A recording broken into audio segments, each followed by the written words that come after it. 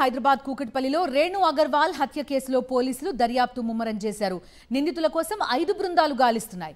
CC footage ఆధారంగా పోలీసులు విచారణ చేపట్టారు. దుండగులు ముసారాంబాగ్, జూబ్లీహిల్స్ మీదుగా ఓఆర్ఆర్ వైపు వెళ్లినట్టు అనుమానిస్తున్నారు పోలీసులు. హైదరాబాద్ కూకట్పల్లిలో రేణు అగర్వాల్ హత్య కేసులో పోలీసులు దర్యాప్తు ముమ్మరం చేశారు. ఈ దర్యాప్తుకు సంబంధించి పూర్తి డీటెయిల్స్ అందిస్తారు మా కరెస్పాండెంట్ కూకట్పల్లి నుంచి జాయిన్ అవుతున్నారు అమర్ చెప్పండి, ఏ విధంగా సాగుతోంది? ఓఆర్ఆర్ వైపు నిందితులు వెళ్ళినట్టుగా అనుమానాలు ఉన్నట్టు చెప్తున్నారు. మీ దగ్గర ఎలాంటి అప్డేట్స్ ఉన్నాయి? సాగుతుంది. ఈ కేసులో 2 నిందితులను సస్పెక్టెడ్గా పోలీసులు గుర్తించడం జరిగింది. జార్ఖండ్ నుంచి వచ్చినటువంటి రోషన్తో పాటు హర్ష 2 నిందితులను వాళ్ళు ఏదైతే జూబ్లీహిల్స్ మీదుగా ఓఆర్ఆర్ వైపు వెళ్ళినగా పోలీసులు అయితే గుర్తించారు. ప్రస్తుతం ఈ కేసులో మనతో మాట్లాడేందుకు ఏసీపీ రవికిరణ్ రెడ్డి ఉన్నారు. సార్, ఏ సమయంలో హత్య జరిగింది? పోలీసుల దర్యాప్తు ఎలా కొనసాగుతుంది? నిన్న అందాజా 3 నుంచి 5 మధ్యలో జరిగి ఉంటుందండి ఈ ఇన్సిడెంట్. ఆ తర్వాత 5 గంటలకు వారు స్కూటీ మీద పారిపోతున్నట్టు మనకు అపార్ట్మెంట్స్లో ఉన్న సీసీటీవీ ఫుటేజ్ ద్వారా మనకు తెలిసిందండి. వారు ఆ తర్వాత మన రెయిన్బో ఐడియల్ లేక్ నుంచి రెయిన్బో విస్టా నుంచి ముందుకు పోతున్నట్టు కనబడిందండి. నిన్న లేట్ నైట్ అందుకు మనం కొంచెం సీసీటీవీస్ మనకు ప్రాపర్గా రాలేదండి. మార్నింగ్ మన టీం వెరిఫై చేస్తున్నట్టు దాని విషయంలో. సార్, రేణు అగర్వాల్ హత్య జరిగిన సమయంలో ఇంట్లో ఎవరు లేరా సార్? కుటుంబ సభ్యులు వాళ్ళ ఇంట్లో వాళ్ళ హస్బెండ్, వాళ్ళ సన్ అండ్ ఈమె ముగ్గురే ఉంటారండి. వాళ్ళ సన్ కూడా స్టీల్ వ్యాపారం చేస్తారండి. హస్బెండ్ కూడా స్టీల్ వ్యాపారం ఉంది. మార్నింగ్ బై ఈవినింగ్ వస్తారండి.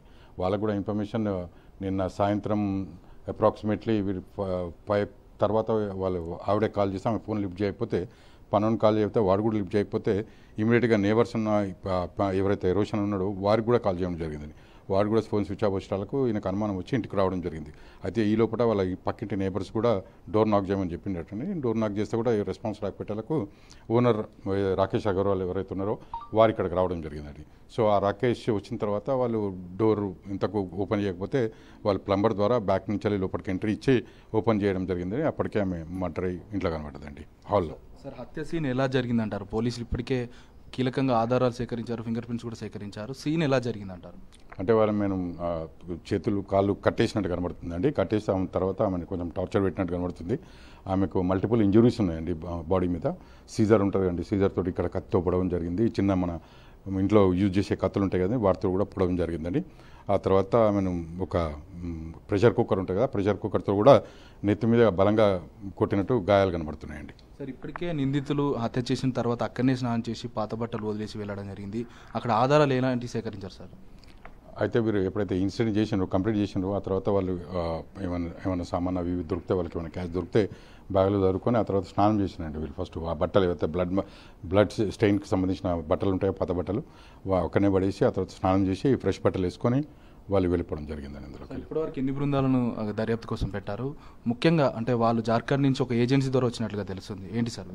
వీళ్ళు జార్ఖండ్ కాదండి, వీళ్ళకి యాక్చువల్లీ కలకత్తా నుంచి ఒక ఏజెన్సీ ఉంటుందండి. అతను శంకర్ అని అతను సార్.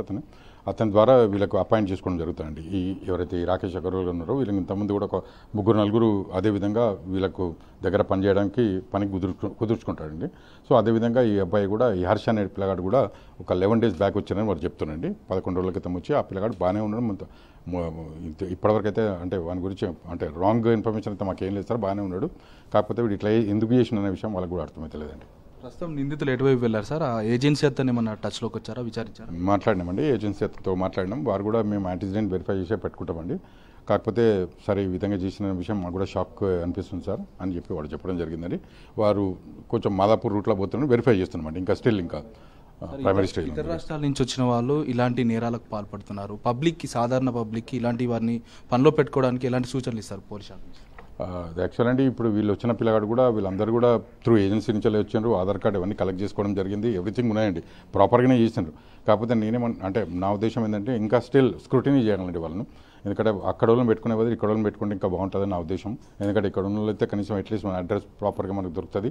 వాళ్ళది కూడా ఉంటాయి, వాళ్ళు కూడా వస్తారు, వాళ్ళది కూడా చాలా మందే పని చేస్తున్నారు, అట్లని కాదు. కానీ కాకపోతే కొంచెం స్క్రూటినీ చేసుకుంటే ఇంకా బాగుంటుందండి. ఇది మొత్తంగా కూకట్పల్లి ఏసీపీ రవికిరణ్ రెడ్డి చెప్తా ఉన్నారు. 5 బృందాలుగా గాలిస్తున్నాం. ఏదైతే మొసరాంబాగ్ రెయిన్బో విస్టాస్ నుంచి అక్కడి నుంచి జూబ్లీహిల్స్ మీదుగా ఓఆర్ఆర్ దాటినట్టుగా నిందితుల సీసీ ఫోటేజ్ కూడా పరిశీలించాం. ప్రస్తుతం ఈ కేసులో ఉన్నటువంటి ఏదైతే ఇతర రాష్ట్రాలకు చెందినటువంటి 2 కోసం గాలిస్తున్నామని అయితే ఏసీపీ రవికిరణ్ రెడ్డి చెప్తా ఉన్నారు. Okay Amar, thank you.